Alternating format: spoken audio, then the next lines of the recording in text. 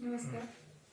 मागील व्हिडिओमध्ये आपण ट्रान्सफॉर्मेशन ऑफ एनर्जीचं एका रूपातून दुसऱ्या रूपामध्ये रूपांतर कसं होतं ते पाहत होतो. त्याच्यामध्ये आपण ही डायग्राम डिस्कस करणार आहोत किंवा ही आकृती आपण डिस्कस करणार आहोत. आकृती अशी आहे बघा. इलेक्ट्रिक एनर्जी म्हणजे विद्युत ऊर्जेचं रूपांतर आपल्याला ह्या 5 प्रकारच्या ऊर्जा प्रकारामध्ये करायचे. रूपांतर आपण ऊर्जेचं पाहिले मागच्या वेळेस. रूपांतर एका रूपातून दुसऱ्या रूपामध्ये ऊर्जा रूपांतरित करता येते. आता ह्या एकाच ऊर्जेचं म्हणजे इलेक्ट्रिक ऊर्जा आहे त्याचं 5 ऊर्जेमध्ये रूपांतर तर करायचंच आहे. शिवाय ह्या 5ही ऊर्जेचं रूपांतर परत इलेक्ट्रिक एनर्जीमध्ये सुद्धा आपल्याला करता येतं. ते कसं बघू. आता पहिल्यांदा आपण इलेक्ट्रिक एनर्जी मेकॅनिकल एनर्जीमध्ये कशी कन्वर्ट होते. म्हणजे इलेक्ट्रिक एनर्जी किंवा विद्युत ऊर्जेचं यांत्रिक ऊर्जेत रूपांतर. जे फॅन किंवा कुठलंही इंजिन आपण जे वापरतो, एक्झाम्पल बघा. फॅन किंवा इंजिनच्या सहाय्याने ही जी इलेक्ट्रिक एनर्जी आहे ही कशामध्ये कन्वर्ट होते. मेकॅनिकल एनर्जी म्हणजे फॅन एक मशीन आहे किंवा इंजिन कुठलंही एक मशीन आहे. ही मशीनमध्ये मेकॅनिकल एनर्जी असते. म्हणजे इलेक्ट्रिक एनर्जी जी मशीनमध्ये यूज केली जाते त्या ठिकाणी इलेक्ट्रिक एनर्जीचं कन्वर्जन कशात होतं. मेकॅनिकल एनर्जीमध्ये होतं. शिवाय मेकॅनिकल एनर्जी आपल्याला इलेक्ट्रिक एनर्जीत कन्वर्ट करता येते युजिंग जनरेटरच्या सहाय्याने. कुठला एसी किंवा डीसी जनरेटर. मेकॅनिकल एनर्जीचं कन्वर्जन आपण कशात करू शकतो. इलेक्ट्रिक एनर्जीमध्ये. That means mechanical energy can convert into electric energy using fan or any engine, or electric energy also convert into mechanical energy. Mechanical energy also convert into electrical energy. Mechanical energy convert electric energy with the help of generator, and electric energy convert into mechanical energy with the help of fan or any engine. Similarly, electric energy convert into light energy. How electric energy convert into light energy? With the help of any electric lamp.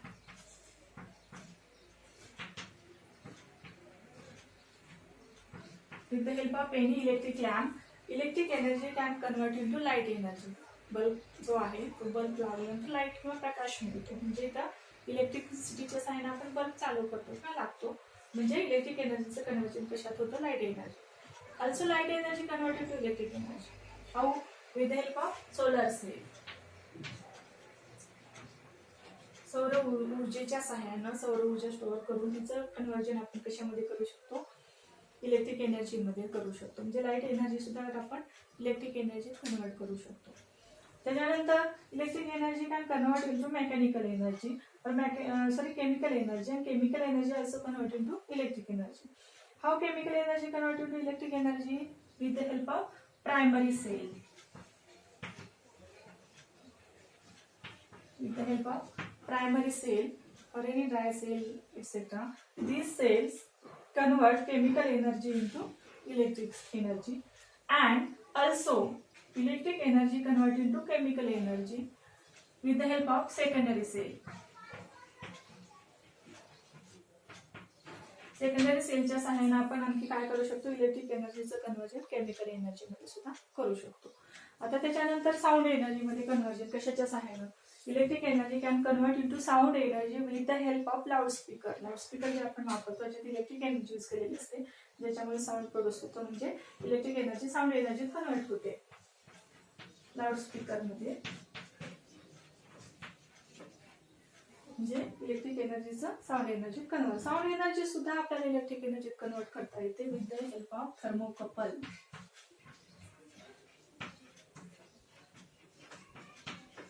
With the help of thermocouple, sound energy also with the help of microphone, not thermocouple. With the help of thermocouple, heat energy converted into electric energy. Here, microphone convert sound energy into electric energy, and electric energy also convert into heat energy with the help of heater. हीटरच्या सहाय्याने आपण electric energy कशामध्ये convert करू शकतो. हीटमध्ये, उष्णता ऊर्जेमध्ये. आणि ह्या heat एनर्जीचं सुद्धा कन्वर्जन इलेक्ट्रिक एनर्जीत करता येतं with help of thermocouple.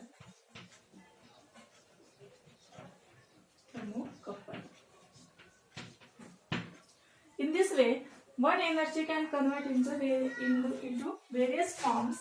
Also, various energies also converted into electric energy. किंवा फक्त इलेक्ट्रिकच नाही तर लाईट एनर्जीचं कन्व्हर्जन केमिकलचं साऊंड किंवा साऊंडचं हीटचं मेकॅनिकल अशा वेगवेगळ्या एनर्जीमध्ये सुद्धा आपण हे कन्व्हर्जन करू शकतो. म्हणजे एनर्जी काय होते एका फॉर्ममधून दुसऱ्या फॉर्ममध्ये आणता येते.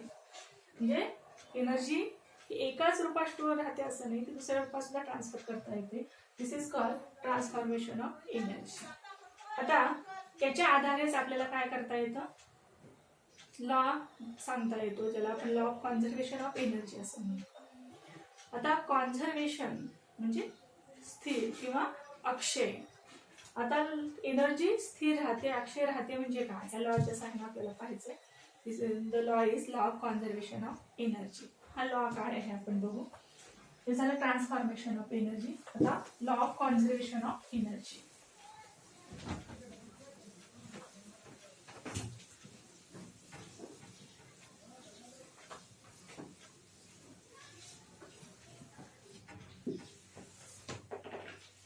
बघा लॉ काय, law of conservation of energy.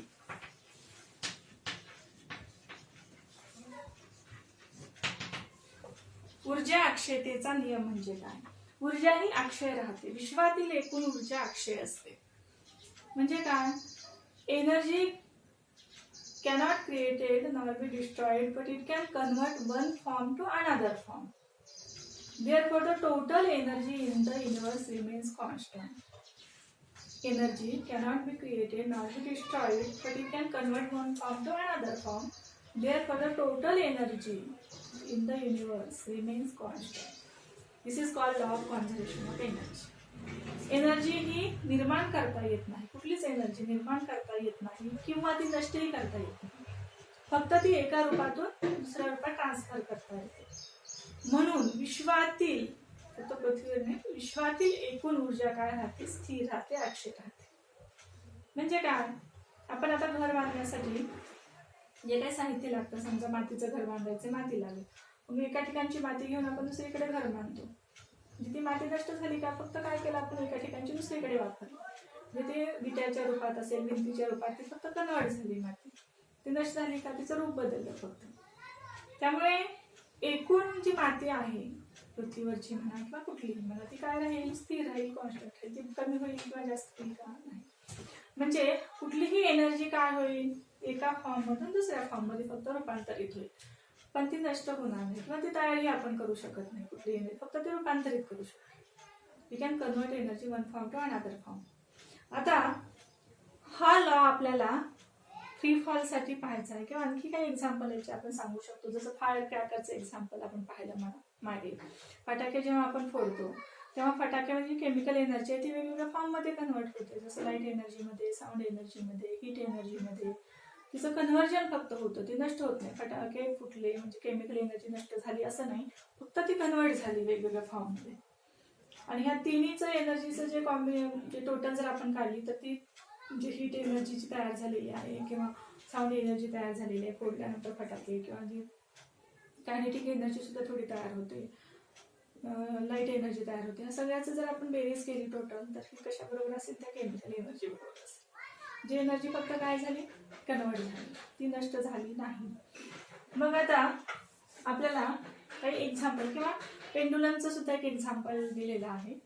आपल्याला फ्री फॉल साठी प्रूव्ह करायचं आहे हा लॉ. त्याच्यावर एक पेंडुलमचं सुद्धा एक्झाम्पल तुम्हाला दिलेलं आहे. एका दोरीला दोन पेंडुलम असे बांधायचे आहेत. दोन किंवा एक नट, आपण पेंडुलमच्या ऐवजी साधे नट जे असतात, नट बोल्टचे नट, ते सुद्धा असे बांधू शकता. तर रिजिड सपोर्ट इथं द्यायचा आणि दोन असे नट एक दोरीच्या सहाय्याने, स्ट्रिंगच्या सहाय्याने वरच्या दोरीला बांधायचे. एका पेंडुलम किंवा एक जो नट आहे ज्याचा आपण पेंडुलम बनवलंय त्याला आपण काय करायचं, आयसोलेशन द्यायचं. थोड्या वेळा तुमच्या असं लक्षात येईल, ह्याची जी एनर्जी आहे किंवा ह्याला जी कायनेटिक एनर्जी आपण दिलेली आहे, ही एनर्जी काय होते, डिक्रीज होत जाते आणि ही एनर्जी याला मिळते. हा जो पहिल्यांदा स्थिर, आपण एकालाच फक्त काय केलेलं आहे, आयसोलेशन मोशन दिलंय, दुसरा आपण तसा ठेवला होता. पण काही वेळानंतर ह्याची एनर्जी हळूहळू कमी होत जाऊन याची मात्रा वाढत जाते. म्हणजे हा ऑसिलेट होऊ लागतो. याची व्हेलॉसिटी डिक्रीज होते आणि याची इन्क्रीज होत जाते. म्हणजे काही वेळाने दोघंही हलू लागतात, दोन्ही पेंडुलम, आणि नंतर हळूहळू दोन्ही काय होतं, स्थिर होतं. म्हणजे एकाची एनर्जी काय झाली, दुसऱ्याला ट्रान्सफर झाली. एनर्जी काय होते, एकाकडून दुसऱ्याकडे ट्रान्सफर होते. त्यामुळे टोटल एनर्जी काय राहते, कॉन्स्टंट राहते. आता आपल्याला फ्री फॉल साठी हा लॉ प्रूव्ह करायचा आहे. आता फ्री फॉल काय असतात हे आपण बघू. आणि ह्या फ्री फॉल साठी हा लॉ आपल्याला काय करायचा आहे, law of conservation of energy आपण कशासाठी पाहणार आहोत, फ्री फॉल साठी. फ्री फॉल कशाला म्हणतात, what is a free fall? एखादी वस्तू जेव्हा आपण वरून खाली सोडतो, कुठलीही वस्तू जेव्हा वरून खाली सोडतो, तेव्हा ती वरून आपण फोर्स अप्लाय केलेला नाही तिला खाली येण्यासाठी, कुठलाही फोर्स आपण वरून टाकलेला नाही किंवा दिलेला नाही, फक्त आपण काय केलं, सोडून दिलं. मग ती खाली का पडली, का आली खाली एवढ्या वेगात, ड्यू टू ग्रॅव्हिटेशन फोर्स. म्हणजे ती वस्तूची खाली पडली, ती कशामुळे पडली, फक्त ग्रॅव्हिटेशन, अंडर ग्रॅव्हिटी पडली किंवा ग्रॅव्हिटेशनमुळे पडली. तेवढा वेग जो मिळाला तो ग्रॅव्हिटेशनमुळे मिळाला. म्हणजे एखादी वस्तू खाली पडत असताना फक्त आणि फक्त ग्रॅव्हिटेशन फोर्समुळे खाली पडत असेल. When any object falls under gravity, then it is called free fall. जर ऑब्जेक्ट फक्त ग्रॅव्हिटीमुळे खाली येत असेल, कुठल्याही फोर्स वरून आपण दाबत नाही खाली येण्यासाठी, फक्त ग्रॅव्हिटीमुळे तो खाली येत असेल, तर त्याला फ्री फॉल म्हणतात. तर फ्री फॉल हे व्हॅक्यूम मध्ये शक्य आहे. कारण जेव्हा आपण कुठलाही उंचावून टाकलेली किंवा खाली पडणारी वस्तू आपण फ्री फॉल आहे असं म्हणतो, त्यावेळी त्याच्या दुसरे फोर्स असतात अप्लाइड, जसं ॲटमॉस्फिअरचा फ्रिक्शन फोर्स आहे, किंवा वारे वाहत असतील, किंवा इतर काही धुळीकण किंवा इतर काही जो हवेमध्ये काही घटक आहेत त्याच्यामुळे तयार होणारा फोर्स असेल, असे वेगवेगळे फोर्स त्याच्यावर अप्लाइड असतात. फक्त व्हॅक्यूम मध्ये फ्री फॉल शक्य आहे, पण तरी सुद्धा हवेमध्ये जे फॉलिंग होतं ते त्याला आपण फ्री फॉल कन्सिडर करतो. व्हॅक्यूम केस आपल्याकडे म्हणजे तशी तयार करावी लागेल, तशी अस्तित्वात नाही. त्यामुळे जमिनीवर एखादी वस्तू येताना, हवेमधून येताना सुद्धा त्याला फ्री फॉल कन्सिडर करतात. फ्री फॉल म्हणजे काय, falling of object under gravity is called free fall. मग आता हा फ्री फॉल मध्ये आपल्याला हा लॉ प्रूव्ह करायचा फ्री फॉल केस मध्ये. कसा बघा, आता इन फ्री फॉल जेव्हा आपण एखादी वस्तू खाली टाकतो, इथं असणारी एम, एक ऑब्जेक्ट आहे एम, जो आपण खाली इथं सोडणार आहोत ग्राउंडला, तेव्हा या ऑब्जेक्ट मध्ये, हा जो ऑब्जेक्ट आहे इथं एम, ह्या ऑब्जेक्ट मध्ये कुठली एनर्जी आहे, पोटेन्शियल एनर्जी आहे. पोझिशन दिला आपण त्या ऑब्जेक्टला, हाईटला ठेवलेला आहे, ग्राउंड लेवल पासून याच्या एवढ्या हाईटवर हा ऑब्जेक्ट आहे, त्यावेळी त्याच्यामध्ये कुठली एनर्जी आहे, पोटेन्शियल एनर्जी. आता नंतर खाली जेव्हा पडतो ऑब्जेक्ट, तेव्हा ही पोटेन्शियल एनर्जी हळूहळू कशात कन्वर्ट होत जाते, कायनेटिक एनर्जी मध्ये कन्वर्ट होत जाते. आता इथं असताना ही पहिली एक पोझिशन ए, दुसरी बी आणि तिसरी सी. आता ह्या पोझिशनला टोटल एनर्जी, ए पॉइंटला टोटल एनर्जी आपल्याला त्याची काढायची, नंतर बी पॉइंटला टोटल एनर्जी काढायची आणि सी पॉइंटला सुद्धा त्याची टोटल एनर्जी काढायची. ए पॉइंटची टोटल एनर्जी म्हणजे त्याच्यात असणारी potential energy plus kinetic energy. कारण potential energy, kinetic energy every point, प्रत्येक पॉइंटला कायनेटिक एनर्जी कन्वर्ट होत जाते, पण टोटल एनर्जी कॉन्स्टंट राहते. पोटेन्शियल एनर्जी, कायनेटिक एनर्जी प्रत्येक पॉइंटला बदलत जाते, पण टोटल एनर्जी मात्र कॉन्स्टंट राहते. हे आपल्याला प्रूव्ह करायचंय. त्यासाठी 3 पॉइंट आपण कन्सिडर केले, point A, B and C. ह्या तिन्ही पॉइंटला आपल्याला total energy of the object is equal to potential energy plus kinetic energy. ही काय असते, प्रत्येक पॉइंटला 3 पॉइंट, 4, 5, 6 किती पॉइंट तुम्ही घेऊ शकता, आपण 3 पॉइंट कन्सिडर केले. हा प्रत्येक पॉइंटला काय आहे, कॉन्स्टंट आहे. It remains constant at every point. We have to prove the total energy of the object, in this case in free fall, remains constant at every point. प्रत्येक पॉइंटला ती कॉन्स्टंट कशी राहते ते आपल्याला प्रूव्ह करायचं आहे. त्यासाठी आता आपल्याला एक डायग्राम आहे, त्या डायग्रामच्या सहाय्याने आपल्याला हे प्रूव्ह करायचं आहे, प्रत्येक पॉइंटला एनर्जी कॉन्स्टंट कशी राहते. बघा, आता ही डायग्राम आपण जरा व्यवस्थित काढून घेऊ. फ्री फॉल मध्ये आपल्याला law of conservation of energy हा काय करायचा आहे, प्रूव्ह करायचा आहे फ्री फॉल केस मध्ये.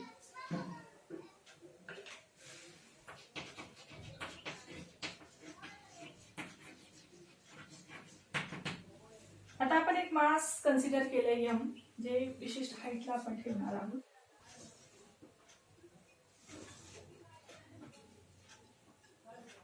ए पोझिशन, इथं बी पोझिशन आणि इथं सी पोझिशन आपण घेतलेली आहे. आणि ही पूर्ण हाईट इथून ग्राउंड लेवल आहे, इथून इथपर्यंत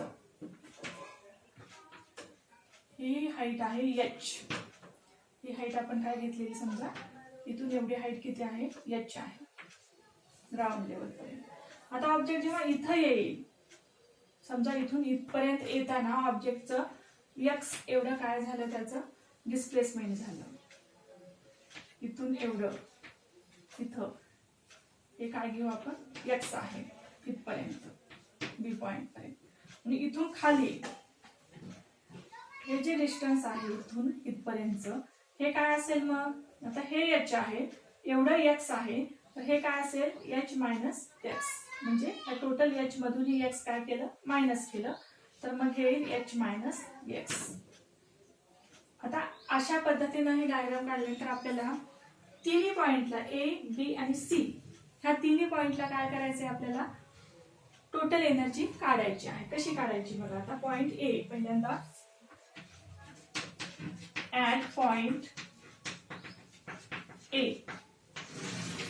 ए पॉइंटला आपण एनर्जी टोटल एनर्जी काढू. टोटल एनर्जी म्हणजे काय, kinetic energy plus potential energy. आता कायनेटिक एनर्जी आपण ह्याच्या आधी काढून घेऊ. Kinetic energy is equal to, what is the formula for kinetic energy, 1/2 mv². आता हे सगळं करण्याआधी आपण जसं जे कन्सिडर केलंय ते लिहावं लागतं. जसं कन्सिडर ऑब्जेक्ट यम, एक ऑब्जेक्ट आहे जो इथं आपण यम एवढा ऑब्जेक्ट आहे जो कुठे ठेवलेला आहे, placed at height H from the ground. त्याच्यानंतर या ऑब्जेक्टवर जो फोर्स आहे हा ग्रॅव्हिटेशनल फोर्स आहे, किंवा त्याच्यानंतर बी या ठिकाणी आल्यानंतर त्याचे एक्स डिस्प्लेसेस टू एक्स. बी या ठिकाणी त्याचं डिस्प्लेसमेंट किती होतं, एक्स होतं. सी या ठिकाणी डिस्प्लेसमेंट काय असेल, याचे एवढे डिस्प्लेसमेंट असेल, जे आपल्याला अगोदर सगळं लिहावं लागतं. आता त्या हे झाल्यानंतर प्रत्येक पॉइंटला आपल्याला काय करायचं आहे, त्याची टोटल एनर्जी काढायची. आता आधी कायनेटिक एनर्जी. कायनेटिक एनर्जी काढण्यासाठी फॉर्म्युला आपल्याला माहिती, 1/2 mv². आता या ठिकाणी ए या पोझिशनला इनिशियल वेलॉसिटी काय आहे, 0 आहे. इनिशियल वेलॉसिटी काय आहे, 0 आहे. त्यामुळे हा फॉर्म्युला आपण असाही तयार करू शकतो. Kinetic energy is equal to 1/2 mv². इथं बी फायनल वेलॉसिटी नाही आहे, म्हणजे इनिशियल वेलॉसिटी फक्त आहे आणि ती पण 0 आहे. म्हणून याची कायनेटिक एनर्जी काय मिळेल, कारण u 0 असल्यामुळे kinetic energy is equal to 1/2 × m × 0. That is kinetic energy is equal to, हे सगळं 0 येईल. It is a 0 because u is 0. Therefore, kinetic energy 0. Similarly, what is the potential energy in this point? A पॉइंटला आपण काय करू, potential energy. Specific हाईटला आहे, हाईटमुळे त्याच्यामध्ये जी potential energy असते ती असते mgh. m is the mass, g is the acceleration due to gravity, and h is the height. म्हणजे potential energy is equal to mgh. Then what is the total energy in this point? या पॉइंटला total energy काय असेल, kinetic energy plus potential energy. That is kinetic energy 0, potential energy is mgh. Kinetic energy plus potential energy is the total energy in this point.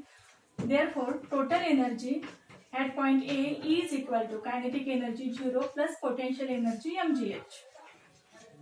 Therefore, total energy in this point is mgh. या पॉइंटला total energy काय आली, mgh. आता बी पॉइंटला बघा, at point बी.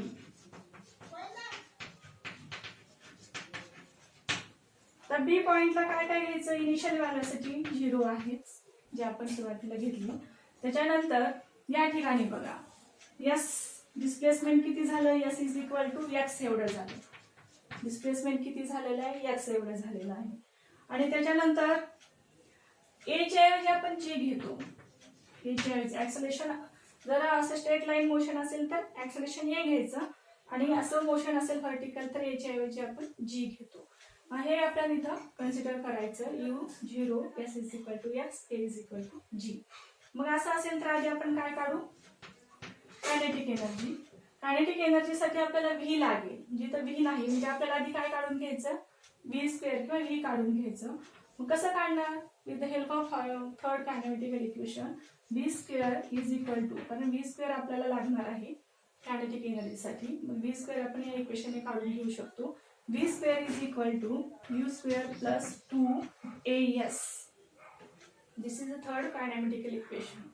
आता हे equation आपण असं लिहू शकतो. यू 0 आहे, 0 स्क्वेअर केलं तर 0 येईल, प्लस 2 a च्या ऐवजी आपण काय घेतो, g, आणि s च्या ऐवजी x.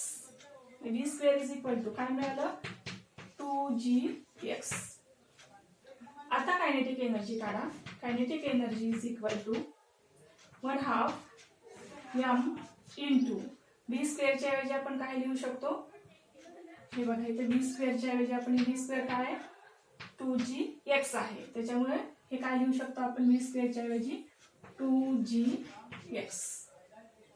आता हे 2 काय होतं, कॅन्सल होतं.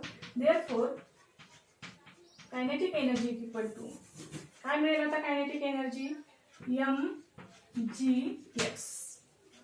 आता पोटेन्शियल एनर्जी पण काढायची आहे. याची potential energy is equal to mgh असतं.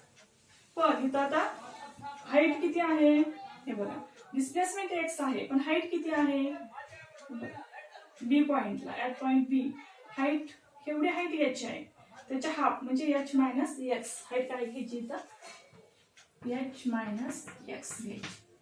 Therefore potential energy is equal to, हा कंस जर आपण सोडून घेतला तर mgh मायनस mgx.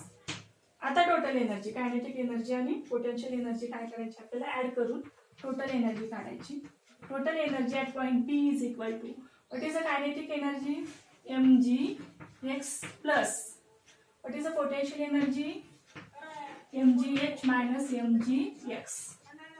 आता हे mgx प्लस आणि हे मायनस असल्यामुळे कॅन्सल होईल आणि मग मिळेल total energy at this point is equal to mgh. बघा बी पॉइंटला सुद्धा टोटल एनर्जी किती आली, mgh. आता सी पॉइंटला काय, at point C,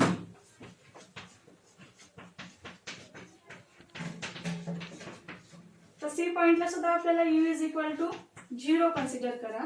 s is equal to, आता डिस्प्लेसमेंट किती झालं सी पॉइंटला, टोटल डिस्प्लेसमेंट h एवढं डिस्प्लेसमेंट झालं, म्हणजे s is equal to h.